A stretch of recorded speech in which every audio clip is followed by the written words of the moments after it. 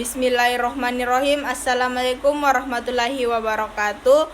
Perkenalkan, nama saya Nela Ramadini dengan NIM 209001211, kelas PAUD A dari Fakultas Pendidikan Islam Anak Usia Dini.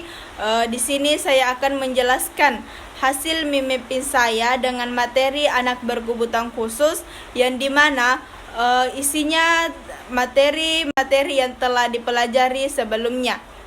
Baik, yang pertama, model pelayanan pendidikan anak berkebutuhan khusus, tunarungu dan tunanetra.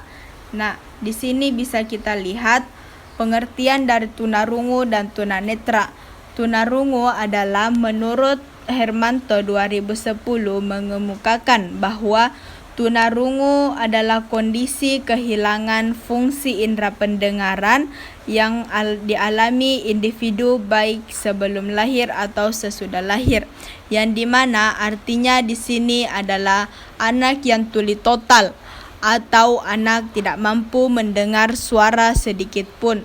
Kedua, tunanetra.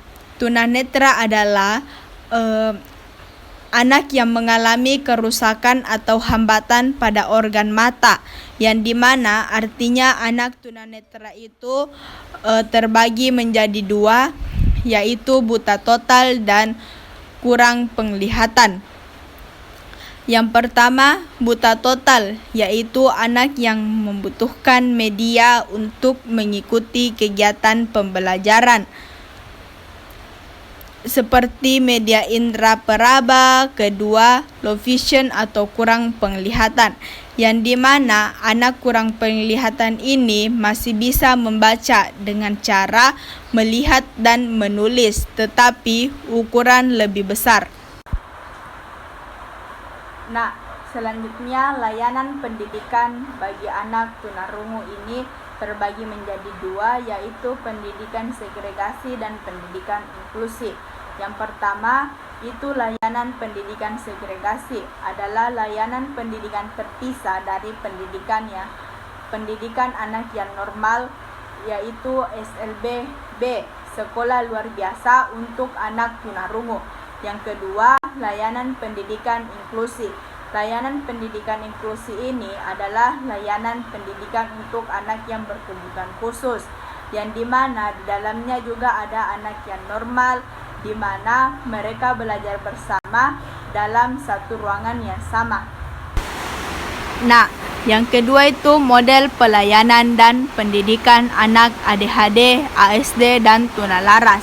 Nah, di sini kita bisa lihat pengertian dari ADHD, yang biasa disebut Attention Deficit Hyperactive Disorder, merupakan gangguan perilaku yang ditandai dengan adanya gangguan pemusatan perhatian, pembicaraan yang lepas kontrol, dan perilaku hiperaktif. Yang kedua, Autism Spectrum Disorder atau ASD, merupakan suatu gangguan kejiwaan pada seorang yang muncul pada usia dini yang ditandai dengan tidak berkembangnya kemampuan komunikasi sosial. Yang kedua itu tunalaras. Tunalaras adalah anak yang mengalami hambatan dan gangguan dalam menyesuaikan diri dengan di lingkungan masyarakat. Nah, di sini ada layanan anak ADHD. Model layanan untuk anak ADHD yaitu kelas reguler. Tersebut, anak ADHD mengikuti pembelajaran bersama dengan anak peserta didik yang lainnya, dan pembelajaran fasilitas yang diterima anak ADHD sama dengan anak-anak didik. Tetapi dalam proses pembelajaran, anak ADHD mendapatkan pengarahan dan pembimbingan yang lebih dibanding dengan anak yang lebih normal, karena anak ADHD ini mengalami kesulitan dalam konsentrasi menerima keterangan dari pendidik. Yang ketiga itu model pelayanan dan pendidikan anak berkebutuhan khusus, cerdas, berbakat, dan diseleksia. Nah, Di sini ada cerdas berbakat atau biasa disebut gifted, adalah anak yang memiliki kemampuan intelektual di atas rata-rata, memiliki pemikiran yang kritis, mampu menerima informasi yang mudah. Nah, jadi kalau kita bersama anak-anak yang cerdas berbakat itu, anak dapat menangkap secara cepat pembicaraan yang ada di sekitarnya. Yang kedua itu disleksia. Disleksia ini merupakan gangguan kognitif yang berupa ketidakmampuan membaca pada anak. Anak kesulitan untuk mengenal huruf yang hampir sama. Di mata anak, tulisan merupakan coretan yang sulit untuk membaca. Anak dengan gangguan ini dimungkinkan mempunyai EQ yang baik, namun dalam hal membaca akan mengalami kesulitan. Nah, yang keempat, model layanan pendidikan anak berkebutuhan khusus atau disgrafia dan diskalkulia. Nah, di sini ada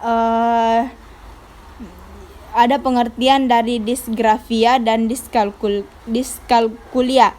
Nah, disgrafia itu anak yang mengalami hambatan dalam menulis. Jadi, anak terhambat dalam menulis. Yang kedua, diskalkulia. Diskalkulia adalah anak yang mengalami hambatan dalam berhitung. Yang terakhir yaitu model layanan. Model layanan menurut Liner 1985 sampai 141 ada 3 sistem layanan pendidikan yang banyak dipilih oleh sekolah, yaitu kelas khusus atau special class, ruang sumber atau resor kerkum, dan kelas regular atau regular class. Nah, itulah tadi pemaparan Mimin saya tentang anak berkebutuhan khusus. Kurang dan lebihnya mohon dimaafkan. Assalamualaikum warahmatullahi wabarakatuh.